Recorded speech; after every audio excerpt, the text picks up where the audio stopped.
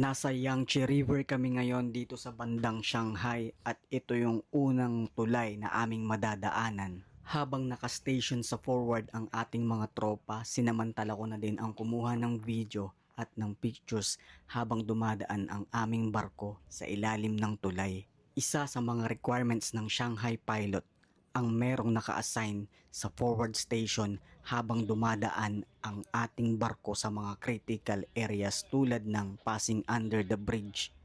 Laging may at least 2 tao na naka-station dito, standby sa anchor just in case na magkaroon ng emergency at kailangang ilaglag ang ating angkla. Dito sa Yangtze River, napakahaba ng standby time dahil napakahaba din ng pilotage. Mula CGK Anchorage hanggang makadikit ang barko, nasa 12 oras din. Madalas pag nasa China na kami, nasa 2 puerto kaya talagang nakakapagod ang operation. Ayun lang, next time ulit.